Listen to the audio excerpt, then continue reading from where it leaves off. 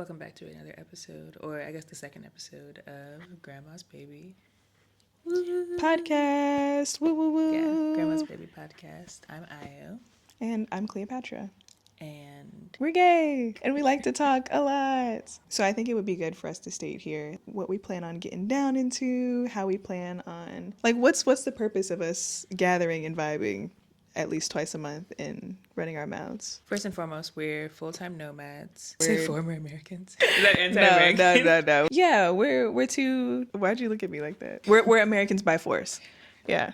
But yeah, we're just two queer Black women who have decided to embark on the journey of full-time nomading and testing our luck in a plethora of other countries until we find a home. Really testing it, as you guys could see from last episode. It's lots of trial and error, I will say. And there's good in it, but this will really just be a safe space for us to be able to talk about how we are existing, how we're thriving, how we're getting along in each place, and hopefully this can be a source of reprieve for other people, either hoping to do the same thing or just curious about what the process looks like for us. Do you think that's a good encapsulation of what we plan on doing? It's not always, we want to do a lot of stuff based around our travel, but I think that as we've been traveling, we've just been also having a lot of like life learning, life experiences. How long have we been abroad? 2.5 months. 2.5 months?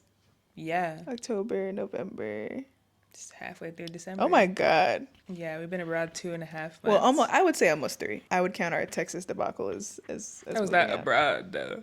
Okay, whatever. 2.5 months we've been overseas, and it's felt like a year. Like, we've had so many experiences, enough to make several podcast episodes. So I think I think it would be cool for us to just talk about how we developed the idea of Grandma's Baby when we were in Spain.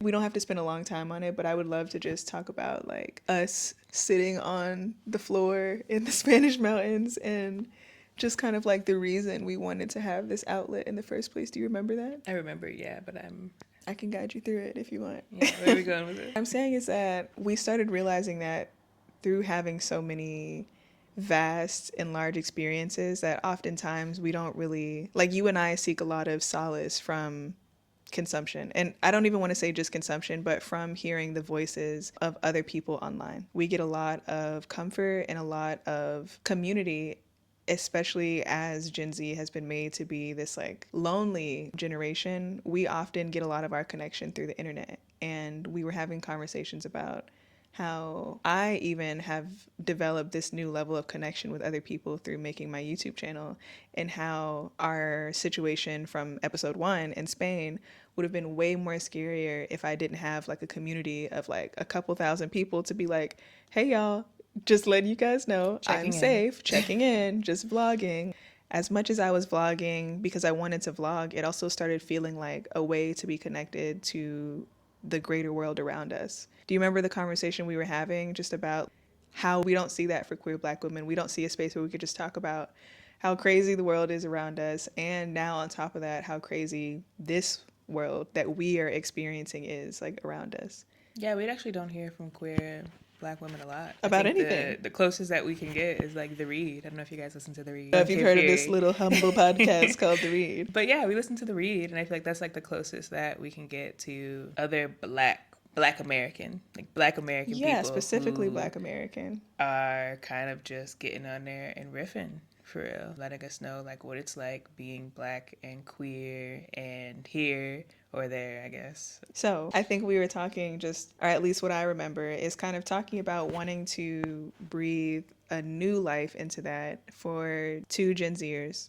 who are queer and who have taken it upon themselves to like thrust ourselves out into the world in search of community. And whatever comes out of that and whatever is created from that, I want to make sure that we are able to show that it is possible to take like a risk and a chance and have a good time. Sometimes it'll be crazy. Sometimes it might be a little spooky, but there is value in like putting yourself out there. And I think that Grandma's Baby, especially as we feel so ancestrally led, it's called Grandma's Baby because we are 2 Grandma's babies. Like when you talk to us, you know we was raised, or at least partially raised, by our grandmothers. And I think that there's just a way that I at least think through the making of this podcast, I hope to be able to highlight the experiences of two regular as Black girls who are now Black women who want to see the world. And hopefully we can share little glimpses of the world with you through this podcast and share our experiences as authentically as possible, and hope that you get some entertainment, some value. Apparently some of y'all were very spooked by the last episode, so maybe a little bit of a scary story sometimes. I hope that this could be some value to you guys, and that was kind of the vision that I remember us talking about in Spain. Especially as it's so spooky right now. Yeah, like this shit is scary. Consider this a sign of life, from you two girls out here doing our thing. I just wanted to set some intention, and so you kind of know what to expect and know from that moving forward. Yeah, you kind of said it all. That is basically what we were talking about. Just wanting to share space on the internet with people who could potentially relate or occupy the same identities as us, as we travel, as we experience, as we are in the same World Wide Web as y'all, from Americans. I think that we don't often see queer Black Americans like traveling to the capacity. Because we're always so disenfranchised. Yes, because we're so disenfranchised as a community. We don't often see us get the opportunity to do things like this. And I appreciate having a space to do it so raw and in a way that feels like I don't have to mince my words. We can just come together. We can sit down and be like, so here's what's on the agenda. Here's what's happening. Here's where it's happening, here's where it's not happening. And as you know, like, anti-Blackness is worldwide. Very real. Worldwide, and it's very real. However, I think that oftentimes the fear of anti-Blackness outside of America keeps a lot of Black Americans from going outside of America, searching for something else, which I think is propaganda. I think it's propaganda. I'm glad you brought that up, because that's something that we were talking about too. I think that hopefully this podcast can dispel that, like, there's nothing else outside of America, because I don't think that's true either. Like, please don't let these scary stories that we tell make you think that, like, you're better off just staying in one place and never seeing anything. Like, I hope that this emboldens somebody to travel, or to proceed with caution, if you will, but still be bold enough to go outside and see something new. Okay. We were hoping that the first podcast would reach like 100 people, and it way blew out of our expectations, at least even at the time of recording this.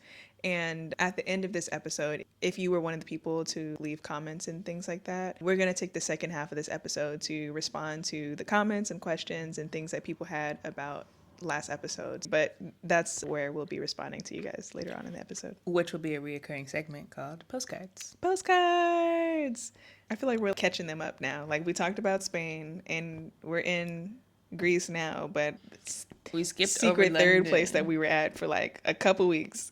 We skipped over London, kind of on purpose, because London kind of pissed me. Well, yeah, it drained me. Yeah, I want to talk about our full experience of London also, because there I really enjoyed. Shout out Brixton. I love you, Brixton. I love Brixton. No notes on Brixton. No notes. They fed me good. They treated me good. Saw lots of Black faces. My alternate universe brothers and sisters. Yeah, they feel like the upside down version of them. Yeah, they definitely are. But yeah, so our experience in London and Brixton, we stayed in Brixton for a week and it was wonderful. This has nothing to do with you, Brixton. We love you. We keep you out of this. Yeah. My beef is with an Australian woman in northern United Kingdom. Northampton. But we wanted to talk about our very short-lived and cut short experience in England, specifically Northampton, and like why we left, what was up with that, what was going on up in there. So let's walk them through it.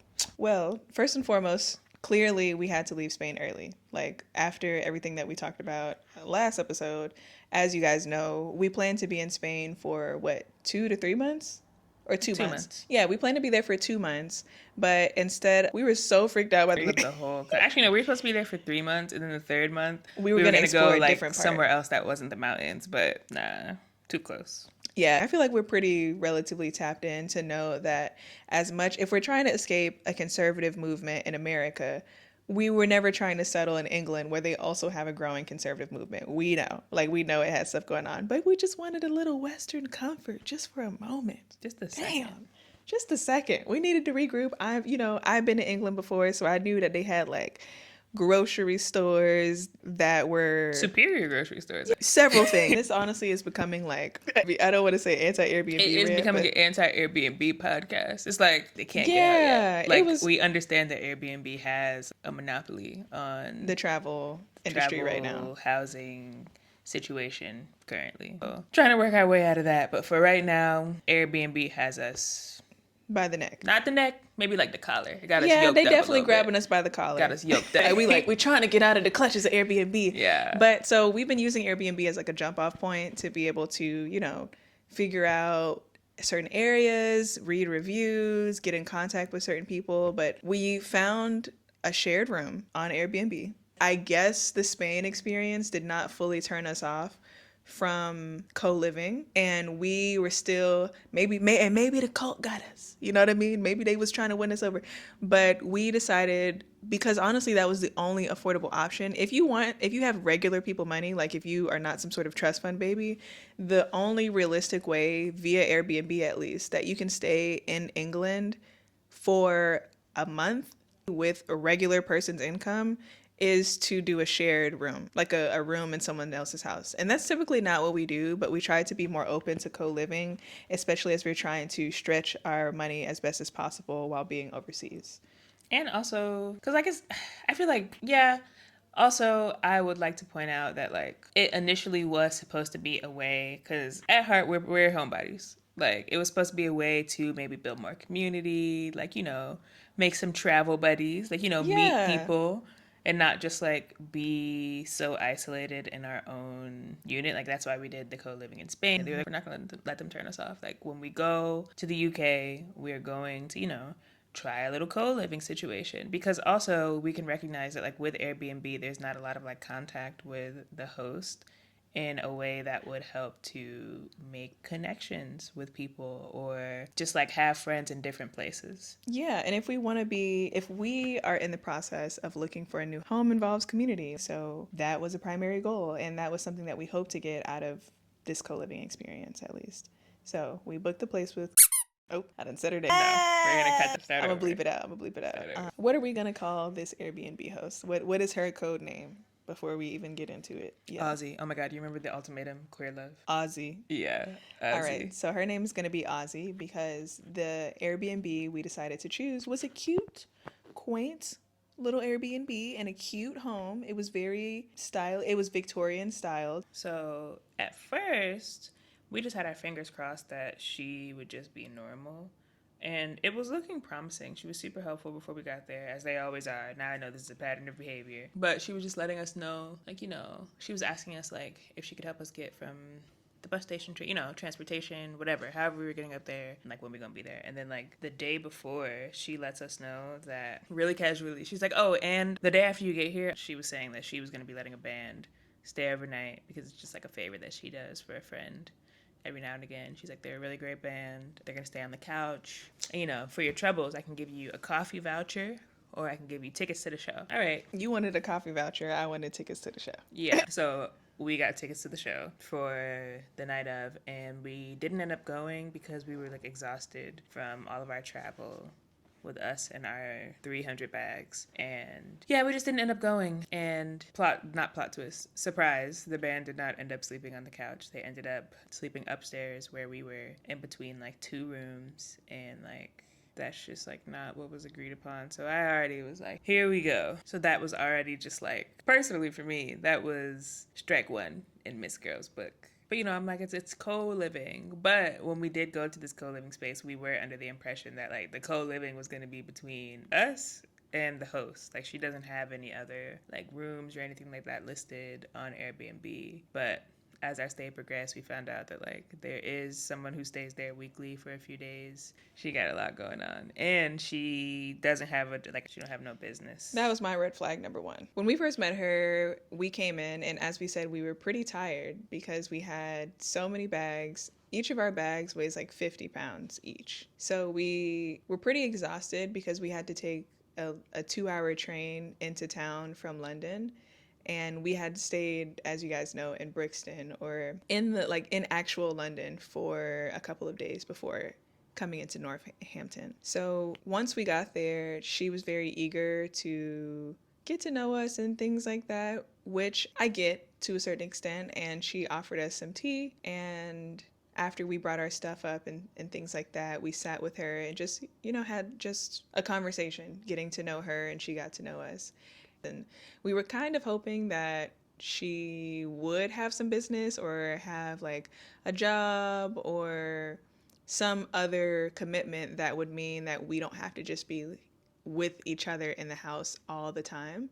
And maybe that was an introvert's hope for the both of us as two introverts, but I don't know. That was like a red flag to me, because also on her Airbnb profile it said that she did have a job and that it was not dog sitter. So yeah, and also the dog itself was really yappy. Like, I was gonna say, I didn't like Dylan. I can say his name on the fucking podcast. Yeah, I didn't like we Dylan. can talk about Dylan the dog. He was like a little wiener dog who was just prone to yapping at anything sign of movement, any sign of life. He just wasn't really He's fucking with not that. happy about it. Dylan was an older dog, we found out, so he's just really bothered to be here. But beyond that, when we had tea, also I realized that my first side eye to her was that I could tell she was not very empathetic as a person. And I'm always weary of this, especially as a Black woman going into spaces that are not oriented around Blackness or oriented around compensation for the fact that people, especially white people or people from colonizing countries, are just generally predisposed to having a lack of consideration for Black women. That's something I'm aware of in America. Obviously, the orientation around how we think and feel about Black women is to think of us as someone who can do something for you. And that could apply to a lot of different things, whether or not Black women are here to help you, to solve your problems, or to be an emotional container. Yeah, whatever that is the orientation there. But it's been really interesting seeing how that lack of consideration manifests in other colonizing countries. And in this way, it was manifesting in her not being very considerate to us as like thinking, feeling individuals. And when we had tea, she was, checking in with us about like, oh, like how were our travels? How was the experience? And that was where we took the opportunity to be transparent and let her know, hey, we did just travel a really long time. So first of all, we're unsure if we're going to go to this concert tonight. And we do probably, after having some tea, want to go upstairs and just take a nap, relax. It was also pretty late by the time we got there. The sun was already down. So it was at least like 7 in the evening. Yeah, it was at least, I want to say what? It was like 7. Okay, so we got there in the evening time. And when we said this, she was like, oh, yeah, I totally understand. I don't want to take too much of your time. And then proceeds for the next, how long do you think that was? Like 45 minutes to an hour, forcing us into conversation and talking about the whole entire house. Like, she asked if we wanted a tour of the house, and we told her not really. Like, outside of the basic things she already showed us, of course, like, hey, this is where the key is. This is how these things work. We don't need you right now in this moment to show us. I can't even remember what the things she was showing us were because they were so mundane. Like, it was things that we could figure out. Like, she was asking us if we wanted to really want to see how to work the Fire Stick right now. And I can't communicate to you how exhausted we physically looked on top of being exhausted. I also want to add that another thing that we did talk about is that we had previously come from like a co-living space in Spain and how our social batteries were pretty depleted. We said that. So we probably would be keeping to ourselves a bit for the month that we were supposed to be there. We let her know that our routines are pretty straightforward. We work. We go to the gym. We like to cook a lot, so we might be, like in the common spaces, like making meals. We read. But other than that, like we were really hoping to decompress from what we expressed was it was like an overwhelming experience. We just don't really have a lot in like the social battery tank for that. And she was like, yeah, definitely. So anyway. And then just completely breezed over anything that we were saying. Outside of just trying to show us every little gizmo and gadget in this house, which she has a lot. She definitely has, I would say, like a personally rigged smart house. She has a Google Home and Alexa. She has automated lights that come on when you turn on the faucets. And the lights are also synced up with the temperature of the water. So when the water is cold, the light turns blue. When the water is hot, the light turns red. When she clearly, you can tell, spends a lot of time in this house by herself. Yeah, There's she has also definitely reached the side of the internet that's like, oh, like organizational TikTok. She has like it like containers yeah. for containers. Like that episode of SpongeBob where he's pulling the chocolate bag out of the chocolate bag. Like it reminds me of like a hellish version of, you know, those Japanese smart homes that you see on TikTok where you come in and you like take your shoes off and you put your shoes in the shoe bin, and then the shoe bin has an automatic sanitizer, and then it will go vacuum the floor. Like that is what type of home she has. And we were like, okay, cool. Can probably figure it out as we go because, like we said, we're Gen Zers. I'm pretty. I know how to tech work. savvy. I know how to work. I know how to work a Fire Stick. It's not, and it's also not like anything was super duper complex in there. But after we told her that our social battery was depleted, I also note that she then interjected with trying to make like lots of plans with us. So clearly this was not her listening to what we were saying. She just wanted to do and say what she wanted to do. And what we were interjecting wasn't really important besides like the role she wanted us to fit. Like she immediately was asking, do we drink? Do we drink? Do we want some drinks? Would we like to share a drink? Do we want to go? We told her we like nature and stuff. Do we want to go to the park? Do we want to take a road trip together? I was like, what? Girl, what? Ma'am. If you don't let me go upstairs and take a nap. And you know, like I feel like I am a pretty Do we want to play person. chess together? Or no, do we want to play puzzles? I am a pretty kind person, and I can recognize that, especially since 2020, a lot of people have been isolated, right? And I can recognize the signs and symptoms of someone who's clearly lacking community. So I wasn't 100% immediately closed off to someone who is clearly like reaching out for like human connection. As people who want human connection. Like, girl, when I recharge, maybe I'll be down to do a little puzzle with you. Or like, you know, maybe we can like share some space together. Because I am in your home does not mean that I am obligated whenever you ask to then spend time with you. Yeah, like we're not the dogs that your dog's sitting. We have a little bit more autonomy than that. And we paid to be here, unlike the dog. Yeah. So even after she made like all these requests, I just like chalked it up to her being like excited and maybe a bit lonely, because when we were talking about like drinking, like we don't drink for real. Like I those days are behind me. We're not big drinkers. Might catch me with like a glass of wine every now and again, but that's just not high on my list of priorities. And like as we are trying to like express this to her, this was my second red flag. She was like, oh no, like you guys don't drink. I have a bunch of wine. Like I don't really drink wine. But she was like, I drink every day. Like I drink most days. We were like, if you don't drink wine, what are you drinking every day, man? What you drinking? What you sipping on? Is drinking hard liquor. Like she's drinking vodka. We happened to look over. First of all, she has an entire like wine cabinet or a wine refrigerator full of various alcohols, but along the kitchen counter is like 3 bottles of, one is completely almost polished off, of Smirnoff.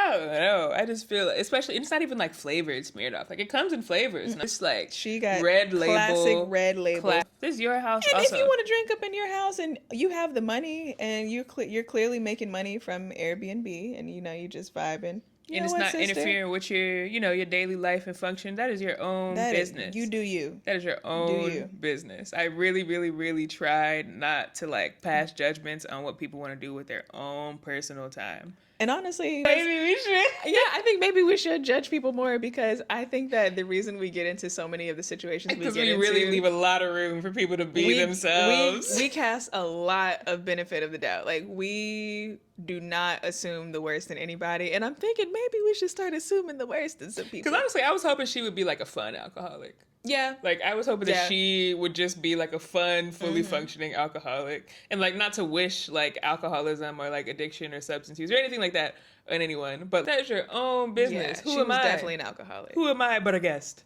But sister, we all have our vices, okay? You know? When I was in a legal state, I loved dip and dabble in a little ganja. So who am I to be talking about you and... Who am I? Right. Like, do you, girl? Needs to be blowing it down like a goddamn chimney. Okay. So, that's your substance of choice? Fine.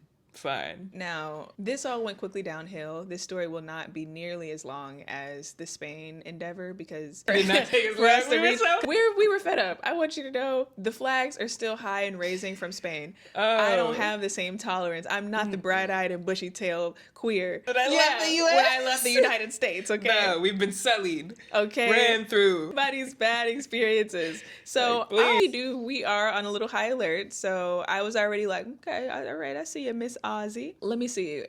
I want to say it took us about 3 solid days to kind of be over Miss Girl. And I think a funny thing to note is that, like, we weren't even allowing ourselves to, like, talk about it amongst ourselves. We have this rule where we can't, unless we absolutely can't take it anymore, we try not to talk about, especially since we've been overseas, the bad experiences that we're having, because once we break the fourth wall and talk about it with each other, we'll be gone in 10 minutes. We are done. We're trying to get better at being like, well, fuck this. Like, I'm out of here. I got a couple dollars in my fucking pocket. Yeah, so we're trying to do better at doing that. So our rule of thumb is like, unless you absolutely can't take it, we try to let the situation pass before we come together and be like, well, I hate it. And by the time it is usually the other person, right? By the time I say I hate something, you hate it. Or by the time you say it, I hate it. And then we'd be like, oh, thank goodness. Let's get out of here. Baby, get your stuff. We don't like being uncomfortable. At all. Big creature of comfort. What things made us uncomfortable at Miss Ozzy's Airbnb? I'll start. Because I will say also, usually Cleopatra is our spokesperson. Like, she's a lot, I won't say you're kinder than you're a lot better at, like, niceties. I'll be like, you'll be like, go downstairs and tell her to shut the hell up. And I'll be down there like, we really want to reach a compromise about the loudness in this room. Like, we want to get on the same page for all of us about how we can reach a conclusion that makes everyone feel taken care of. Yeah, so that's something I'm working on. I'm working on telling less people to kiss my ass, especially when it's not, it's not warranted. And I didn't realize how much deprogramming from growing up in New York I had to do. Okay. I do know that my good sis Ozzy was getting on my nerves. She was getting on my nerves. Anytime we would leave the room, there she is, appearing out of like thin air. Do you need something? You all right? I'm fine. Dandy. Like, she also needs to do something in the kitchen. And, like, I know you're full of shit. Like, I know when people are just, like... dilly-dallying around. Just to be, like, in your space. For real. Just to be in her home. I don't know if she thought I was going to break something. But, like, the first night that we were there, for example, we get, like, a little pizza. We're putting the pizza in the oven to heat up the pizza. She's like, oh, no, I'm just finding my way around. This is after we've already endured like an hour-long tour of the house. It's not very large. There's not anything. There's only one common space that we weren't even allowed to go into. But yeah, we already endured like the excruciating long tour. So we're already a bit socially fatigued by the time we get the pizza. And even to go get the pizza, like, we're pulling up our GPS naturally, and she is at the front door with us. Like, with us. She's not coming to the store with us. She's at the front door with us. Like, no. I'm going to give you verbal directions. Personal directions. And they were wrong. She sent us in the wrong direction. So I was like, you piss me off. I'm trying to do the pizza. She's like, oh no, like literally over my shoulder. I'm reaching to get the pan. She's reaching in there first. Like, oh, here, you can use this one. Okay. All right. I go back upstairs. I come down when the pizza's done. I'm trying to take the pan out. She's like, oh, I have these special, yeah. And then I have like 3 different kinds of pizza cutters. And I get it. You were trying to be helpful, but I don't want to talk to you. I don't need to see the 3 different pizza cutters you have right now to cut my pizza. I just want to eat my pizza and go lay down. And so at a certain point, I was getting a bit incredulous because I was just like, yeah, I think I'm being punked. Because this mind you, she had already given us a tour of the kitchen because that's where we had tea. We saw the pizza cutters. Where the drawers of things were, where everything was. So I was just like, you are kind of tripping right now. Because if they were in there when I opened the drawer to see for my goddamn self, I would have seen that there's a multitude of pizza cutters. But whatever, you might just be excited that you have guests. Moving on to the next day. She's like constantly messaging us on the Airbnb app. Is everything all right? Yep, it's all right. Everything's all right. We're trying to make breakfast in the kitchen. She's in the kitchen. Would you like tea? Would you like to have tea with me? No. No, thank you. I don't really want tea. I'm making breakfast. What you making? Oats. Oh, yeah, I like oats. I don't care what you had for breakfast, Ozzy. She wasn't even contributing that much. I think I would be, because I'm a little bit of a chatterbox, Gemini moon. I like to have conversations. However, when I talk to people, usually you have to have something to talk about, or you have to have something to contribute to the conversation. She didn't really want to talk about anything in particular. She just wants to physically be there talking to you. Like every morning, she has the same preset questions. This went on for a week, and I watched specifically to see if anything would change about this. For a week, she specifically just came in every morning when we are having breakfast. We never were able to have breakfast. We made a joke out of it. We were never able to have breakfast in the kitchen unbothered. Every morning, no matter where she is, if she hears movement, she's getting up, she's coming in the kitchen. Hey, good morning. You're going to talk to her. You all right? What are you having for breakfast? I eat the same. I'm a little touched, okay? So I have the same thing for breakfast every morning. Same thing for breakfast. Would you like some tea? Or the day before that. What are you doing today? The same thing I was doing yesterday. Going to the gym, working, minding my business. Oh, okay. And then after we have that conversation, any other time, if we are not in the bedroom with the door closed, every single time we leave the room, I'm not exaggerating, will find, you all right? She's pulling up on you, you all right? What you doing? With the same thing I told you I was doing 20 minutes ago when you saw me.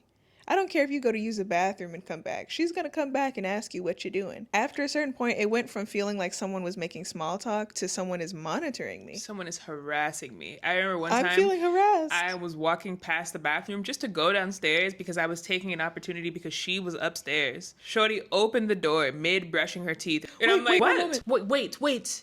And she's like brushing them. She spits out and then she's like, you all right? Stop playing with me. I'm cool. Please, I'm begging you. I'm cool. And I'm not even really like a super talkative person in that way. I don't really like small talk. There's nothing that you and I have to talk about. And you're using up all my coins so that I can maybe have an interaction with you at like a predetermined time. Maybe we could have did the puzzle if you didn't use up all your points asking me if I was all right every time you saw me in the house. That was horrible. Honestly, I would rather you just start plotting to eat me. Like, I was missing Spain. At least in Spain, we could go to a certain place, close the door, lock it, and like, you know what? At least Kanekalon was able to go home. Home. To her own house. The other co-livers were fine. Yeah, there were other people there who had rented on Airbnb. Allegedly, but we never saw him leave. Right, but you know, I that was very much like that was so much more socially fatiguing than what I would have imagined. So moving forward from that, also when we're not talking to her, her presence is always felt because the house is a thin Victorian house. Like the walls are thin and all the wood floors are like authentic hardwood floors. So you can hear footsteps throughout the whole entire house. And this is a heavy stepper. She's someone who, like, she doesn't pick up her feet when she walks. Oh, if there are pet peeves in the world, that is one of mine. So it makes it just worse because now you're just always a part of my experience here. Either I'm outside talking to you or inside. And I know that this, I guess, is something that she maybe can't help unless someone says something to her about it. But when we're then inside now, all you hear is, boosh, please. Sit down. Go sit down. You ever had your mama call through the house for you to sit your ass down? She can hear you existing in the house. That's like, how I started to feel. My God. And so after the first week, we were about to go crazy because after Spain, I can't do this, baby. I can't. Also, I would like to add that like we were spending most of our days completely out of the house. Like we had a routine. That's what I was about to say. Yeah. Go ahead. I was going to say that after the first week, we remember we got together and made a routine because we were like, okay, clearly chilling at the house is not going to be where we find reprieve. Because also the one common space we did have was the living room. And she said that we could use the living room when she was not in the living room. But she spends, because she has no job, all day, every day in the living room. And she was like, you can join me if You're not going to trap me in here. The only way that we can be in the living room is if we want to join her for a puzzle. Or for watching The Real Housewives of Salt Lake City. And drinking. Okay. All right. You know what I mean? Whatever. We decide we need some business. So we get a gym membership. I don't even want to go through how hard that was. It was, incredibly difficult to get a gym membership if you don't have a British bank account in England. But yeah, they want it straight from the source. They either want blood from your veins or they want you to have a British bank account. So yeah, keep that in mind if you're a gym coach. But yeah, so we finally did get like a 1 month gym membership while we were in England. And it didn't even take us a full week. I would like to say that. No, it took us like after a couple like days, like 4, 3 days. 3 to 4 business days, we have now fully established a routine that is going to keep us out of the house. As if you are, coming from my main channel, y'all know I don't even go to the gym like that. I'm a calisthenics girly. I like to do calisthenics, yoga, and the likes. And because right now I haven't had a yoga mat. That's been keeping me from doing at-home exercises. And I hope to find one soon. But in the meantime, instead, I've been having to go to the gym if I want to keep up my physical fitness.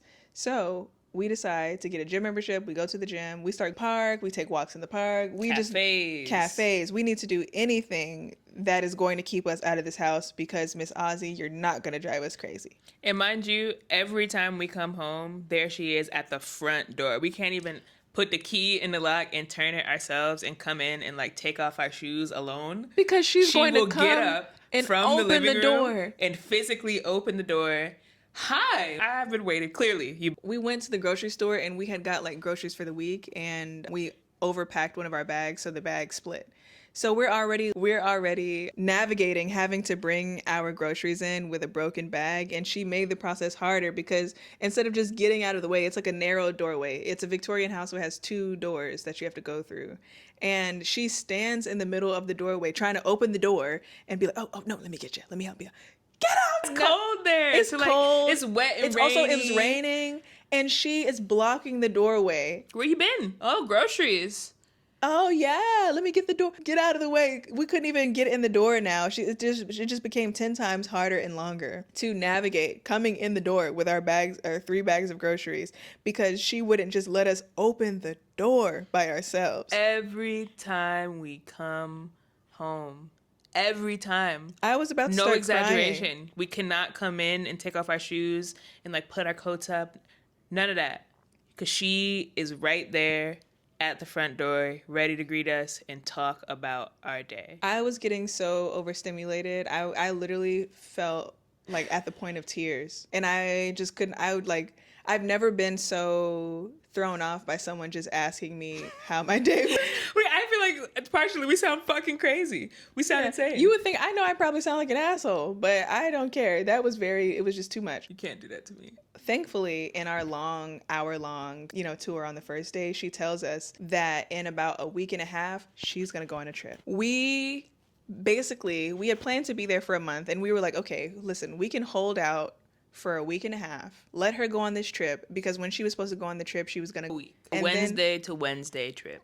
Cool. When she goes on this trip, we were thinking that we can allow this time by ourselves, and obviously the one regular occurring housemate that's there, we can just allow ourselves to recharge so we can be more mentally prepared for this person to come back and do what she's going to do. But we just need a break. So we were just looking forward to this break and reprieve that we were going to have from her taking Dylan, taking that damn dog, and leaving the house for a bit. And so that's what we were waiting on. It gets time for her trip, and leading up to it, we can already tell. We're already fed up, by the way, but we can already tell that it might be something. But we've already told ourselves, like, look, I don't care what she says. We don't got to talk to her. Well, I'm not going to be obligated to be keeping up with you in the Airbnb chat like this is WhatsApp. What's wrong with you? No, unless it's a house emergency or you need to know something about the house. Multiple times a day. I'm not about to be messaging you on here like this. And she had already tried to work her way up to it. She was like, well, just so you know, I get a little anxious or nervous about my house. So just don't mind if I'm just messaging you, asking you if the house is on fire or anything. I will. I'm going to mind and I won't respond to you.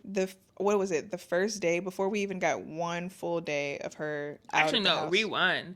Before she left, she tried to convince us to leave the house for a week and find somewhere else to explore in the northern UK region near where she would be at, so that we wouldn't be in her house by ourselves. She was like, do you guys want to come with me, actually? Yeah, do you guys want to get in the car with me? We can do a road trip, and we can all just go to, because she went to some far away. The place was like a 2-hour drive away from where we were.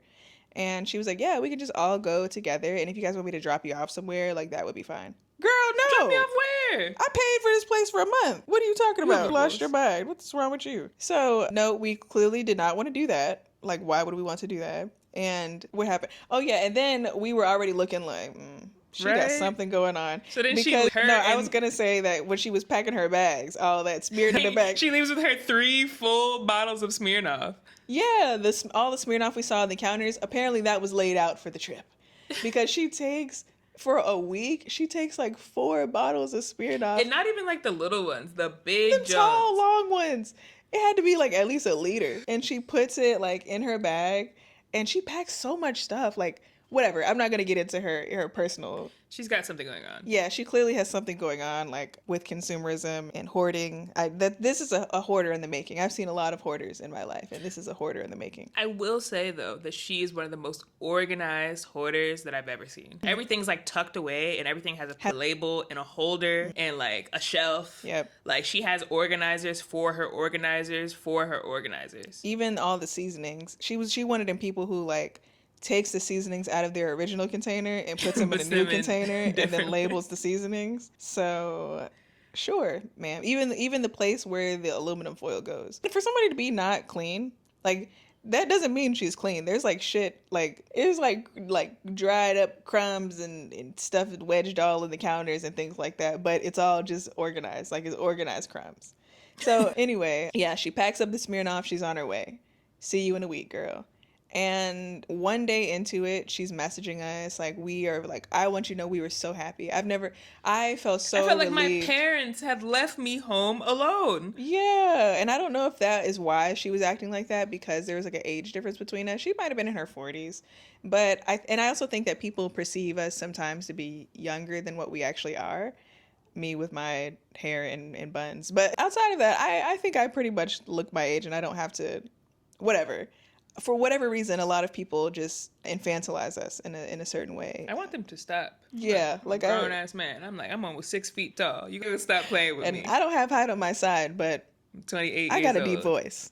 So with a hearty gruff to my voice. So I can reach everything I'm reaching for. Okay. Anyway, so yeah, that's what we do. We don't message her for 24 hours, and I guess that sent her into whatever she was getting sent into. Because then the second day, she follows up with pictures of the dog. Yeah, she starts sending us pictures of the dog, because she's not going on a trip for funsies. She's going to go dog sit another dog. So let's get into breakfast. We're making breakfast the next day. I want you to know we had a wonderful night. We co-listened. We were so burnt out from talking to her. We didn't even want to talk to each other. Talk to her. We co-listened to a podcast and cooked dinner silently. Oh, it was wonderful. It was lovely. wonderful. It was lovely. The next morning we get up. Good morning, baby. We go Breakfast. and we sit down quietly.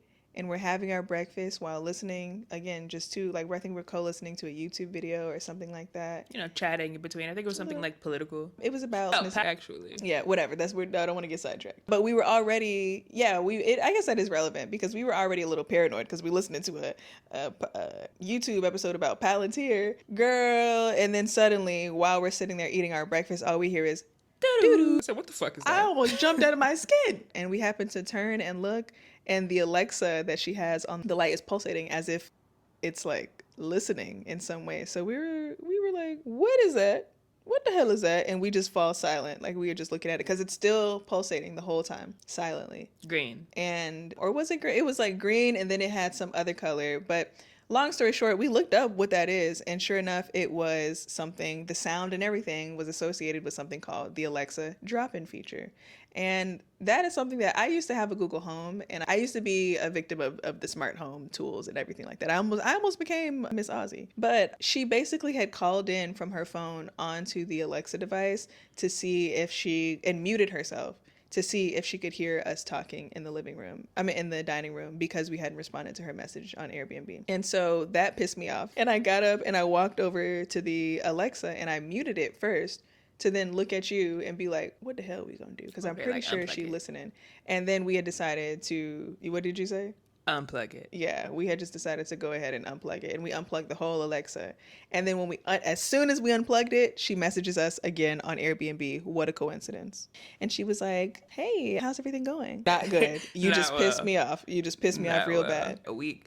Oh my gosh. We were only there for like a week. We were in week 2 of our stay, so we haven't even made it halfway through this stay, and you're already being. No, we got there on a Saturday. She left on Wednesday, and this happened on like. But like I'm saying, we like, and by the time she came back, we were definitely in week 2 of being there. But yeah, like we haven't even been here 2 weeks, and you're already being a freaking weirdo. Like, oh my god! And I wasn't really in the mood to have to be dealing with something like this again. I was really glad to get back into civilization and normal people.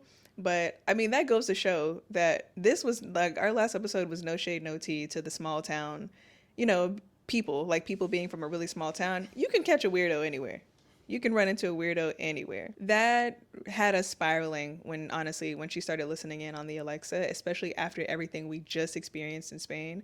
So after we unplugged the Alexa, we finished our food, got dressed, and we started like looking around the house, because also, how did she know we just happened to be in the dining room at that time? Like, stop playing. And I had a feeling, because I could have sworn I've been seeing little stuff around the house that looks like inconspicuous, but it looks like it's there for the purpose of like being a camera. Call me crazy and call me suspicious, but we just start searching the house now. And like, we're looking, like, first of all, we go and unplug every smart home device now. You're done. You're done. I unplugged the Google Home. We unplugged the second Google Home. We unplugged the Alexa. I don't even want to turn on no Fire Stick.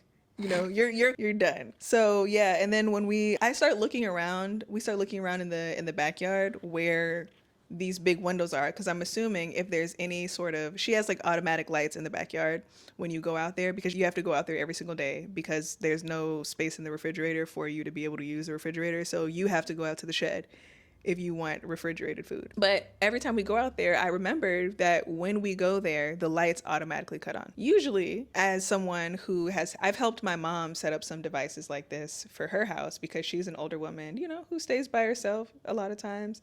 So I know that pretty much in your backyard, if you have automated lights, it's probably also connected to like a camera. You can definitely sync it up to like a little camera. I've set one up for my mom before. So we go out in the back, and sure enough, there's what? Did you find it or did I find it? I found it. What was in the back? A camera that was like monitoring our comings and goings from like the back fridge into the dining room. And there was like a sticker on the back window that was just like 24-hour surveillance, mobile monitored surveillance. And we were like, oh. Which is not listed on her Airbnb. It says that there's nothing like that. Yeah, and when we looked it up, we wanted to see what the rules and regulations were for this sort of thing. And you definitely have to disclose if you have devices like that on your property. So yeah, we just start formulating our plan again. What the hell we gonna do? Because I'm not gonna stand here. I'm not staying in. I can't have privacy. Yeah, like that's just. No. We tried for 2 days. While she was gone, we tried to, as we're thinking about what are we going to do we want to just go ahead and go to the next place that we plan to go? It was really, really hard to be in the house, if I'm being honest. Like, I found it really difficult to relax and to go back in the kitchen and cook now, because I don't know, we didn't find a way to disconnect the camera. All we knew was to disconnect the Alexa. So now we don't know how to not feel surveyed when we're walking around in this home.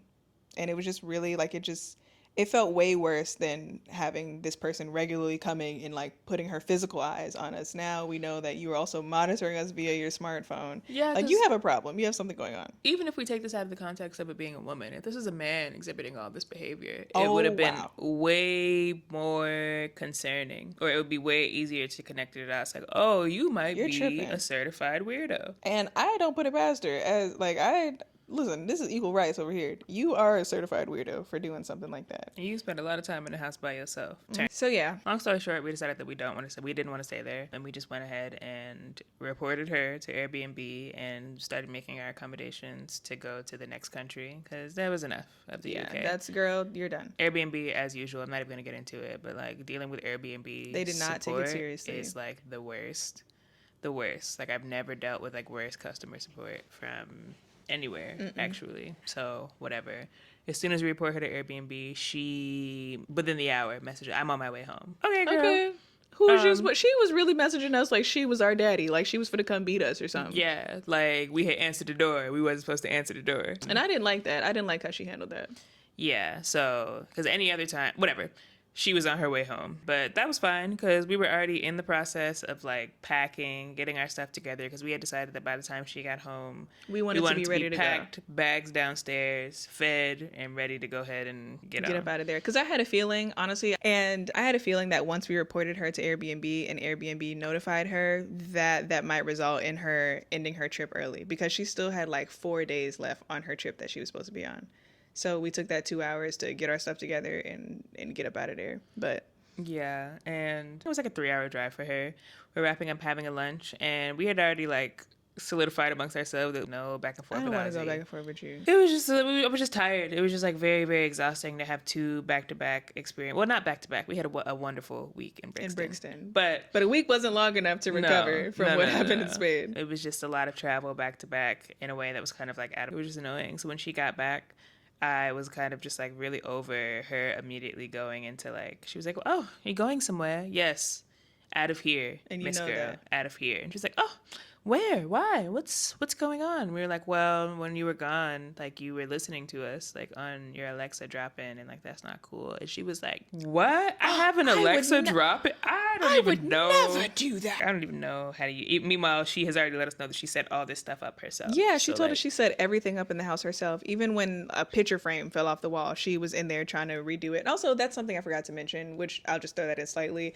Every single day, she kept asking to go in our room because she kept needing to make some new renovation. So every day we had to lock up our stuff and like take our stuff out of there because every day she kept needing a new reason to go into our bedroom. She wants to put knobs on the closet. She wants to hang up a picture. She wants to do like, whatever because she's just a self-proclaimed DIYer. You can do that when I'm not in there. I don't buy it that now suddenly you don't know how to use your own Alexa and that some third magical, like, she was sitting there listening for a long time before we unplugged the Alexa.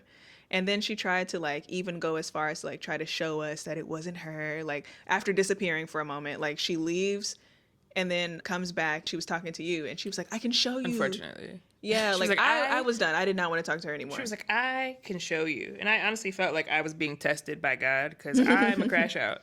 And I'm really trying to reform. Because also like people don't always like deserve that amount of energy. Like I don't want to do it with you today. We're like leaving very respectfully. Like I don't want anything from you. I just want you to leave me alone. I'll never see you again beyond this. We've exchanged enough words for the week. Privately and without our knowledge. It was basically just like following me around as we were like, getting the last of our stuff, like, booking our ride and stuff, trying to show us like the log for the Alexa drop in. She was like, yeah, you see, what day did you say it was? Saturday? Yeah, no. This says no one dropped in here on Saturday. No. And then like, but I had already looked it up and you can just go on there and like edit it, delete it, add stuff if you want to. Like, girl, keep it. I was just like, this does nothing because we are packed and we are ready to leave. Because at first she was trying to convince us to like stay. She's like, no, you don't have to leave. We do. And we're going to. That's a safety concern. Don't have to do this. Like whatever this now weird back and forth is because you clearly want to stand on your lie. Like we don't have to do it. So. And she was red as a tomato when we were doing the whole thing. Yeah. She was clearly embarrassed. And a bad liar. So it's just like, well, girl.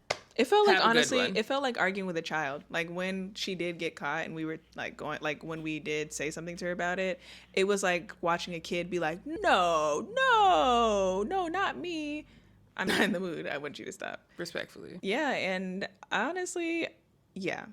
I just wasn't feeling that. We decided to just get our stuff and get up out of there, and we got like a last minute train ticket from Northampton back into London, and then got like a little 2-3 day Airbnb, and then got a last minute flight out of the whole country again. So ski. Bye now. Bye. We're just gonna leave the whole country. That was our lesson in the first place because we shouldn't have been in this expensive ass country anyway. It's another colonizer country. Yeah, we are learning our lesson, which we will talk about probably in another episode. But we got what we needed to. We did get, a break from being somewhere where the language isn't the same as ours. And this just mobilized us to go and get an entire stay as opposed to a shared room. Unfortunately, you will not be seeing us do co-living. Co-living is dead.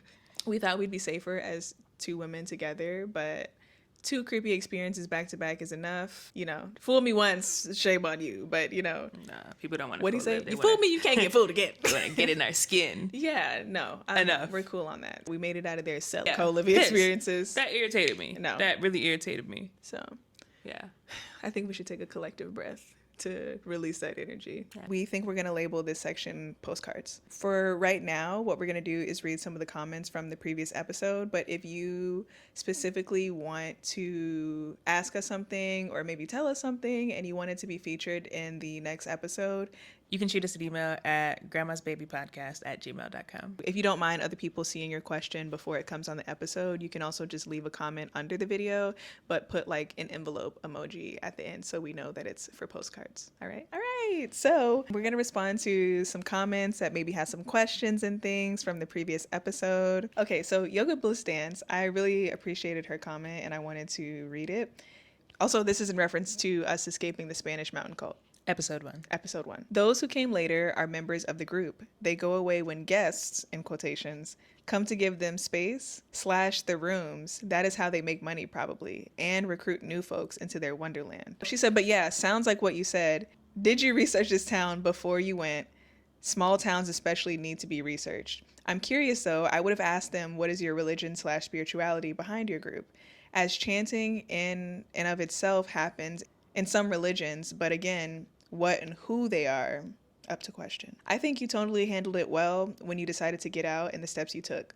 Honestly, I would have left sooner. Okay. First and foremost, we did not ask them about their religious or spiritual preferences because we were scared. We also didn't, I would say that because clearly they were doing these things when we weren't around or when we were not supposed to be around, we didn't really know. I didn't know if, at least for me, if us asking them about whatever they were doing would break the fourth wall. Like, you know, in scary movies when you ask them like, what's this like, creepy thing you got going on? And then they're like, yeah, the jig is up. Get 'em, boys. I didn't want that to happen. I'm sorry, Auntie, we did not do our due diligence. We should have. And research the country or research about Asturias. And we did a lot of research just about Spain, but we honestly could not find a whole lot about the town before we went. We couldn't even really find it on Google Maps sometimes. Like, the town was so small that when we looked it up, we just kept having to look up the pinpoint of the Airbnb because there was no like distinguishable things about the town on first glance.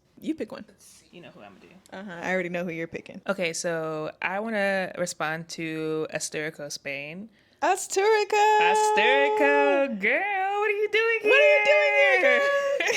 Okay, so she says, as a Black woman who retired in the countryside of Asturias, how did you find your way to this village deep in the mountains of Asturias? Also, what is the name of the town so I may avoid it? Girl, you were why we went to Asturias. So for those of you who are not familiar with Asturico is a Black woman who lives in Asturias and makes YouTube content. And we saw your YouTube content, which made us feel more emboldened to go to Asturias. Maybe not necessarily the town that we were in. We found that on Airbnb, but we chose Asturias because you gave it such glowing reviews. You were like, well, if Asturico says, you know, things your mom should have told you, then we should go. Yeah, like we're gonna go. Obviously that wasn't our sole reason, don't get me wrong, but Spain was already on our list of places because they were queer friendly. They seemed to have a little bit more progressive politics than America at the time. And we had considered other places. Like, this was just going to be the first stop for us amongst many. We were planning to also go to Madrid, Valencia. We were so gagged to get this comment because we were watching you for a long time while we were deciding like what our first stop being abroad was going to be. And yeah, that you are how we ended up in Asturias. Maybe not in the middle of nowhere on the mountain, but Asturias. You inspired us to go and try out Asturias. You were definitely a big part of our inspiration. As for the second part of your question, what is the name of the town so that you may avoid it? It was Boal. The name of the town was called Boal. In English, Boal. On Spanish maps, Bual. This is one I wanted to respond to. I don't know if these are an arrangement of letters, so forgive me. Atad or Atad? Atad 5364 said, oof. I don't comment often, but I had to because this is crazy. I'm so glad you had each other and got out. I remember watching Cleopatra's vlog, hi, and wanting to ask about the Airbnb details once you both left, but now I know I need to keep my Black ass home because the world is not safe. Please do continue to travel the world and let us know about it, but this has definitely made me think 10 times more about traveling alone as a woman. sad face. We don't want to discourage I don't want to discourage We don't want to discourage I don't y'all. want to. First of all, thank you so much for not only watching my vlogs, but keeping an eye on me as I'm overseas. I really appreciate that. And I appreciate the genuine concern that a lot of people seem to have had in these comments. But I do want to say that just because we're trying to take these first couple of episodes to get our negative and more like crazy experiences out of the way, I really hope that doesn't discourage you from trying something new and traveling when you are abroad, because I will say that still, even though I had all of these experiences, I would not go back and not travel overseas. Even just since being here where we are, we're in Greece right now, and I've experienced so much peace and relaxation. I love Greece. Yeah, like I love it. Like I'm having such a great time. I'm feeling so relaxed. I'm getting the chance to rejuvenate, and it's affordable. Like there are so many more places that are affordable and people are willing to welcome you with open arms, and you can just have the level of freedom that a lot of women look for. And it's not, the whole world is not a scary place. You do have to be a little smart and crafty when you're traveling, and I hope that I can encourage you to do that, but I really don't want to discourage you from traveling overseas. So that part. Also, I would like to add that it was so validating to read all of you guys' comments about like the previous episode and have you guys be like, that was scary. Like I was scared listening to this because I didn't think we were tripping, but like leaving out of that situation, like we were kind of gaslighting ourselves. Just like, a little bit. We kind of started gaslighting ourselves and feeling like what other people always tell us, like, oh, you're being too dramatic or it's not that big of a deal. But it was really nice to hear a lot of you say that it was that big of a deal and it was scary and it was really some scary movie stuff to be in, and that we weren't crazy. So thanks for riding that with us as we get more comfortable with podcasting and figuring out how we want to do it, how we want to structure the episodes. You know, being a little late with the first one, y'all still watched it. Yeah, but we're figuring it out, like with the travels and like being abroad and being so young. Like Cleopatra's 26, I'm 28, and you know, having the experience of like Black Americans of maybe not having traveled as much as like a child, or just like getting our sea legs, so to speak. Yeah. They're not all going to be bad experiences. They're not all going to be like life-changing great experiences. Some will be neutral. And sometimes it won't even necessarily be directly about our travels. It'll be about the reflections that we're having, how we're showing up in the world, different things that are happening in the world. But how we are getting the chance to view America now that we're not there. Yeah. So this Hating is definitely, from outside the club. This has definitely been a big learning experience, and I'm eternally grateful to have you here with me and with us as we do that. Yeah. Did you want to read another comment, or are you fine with where we landed? I think I'm good. So thank you for tuning in to another episode of Grandma's Baby, and we'll see you again not next week, on the 1st. You know, we drop every 1st and the 15th. And we'll see you then. Bye. Bye.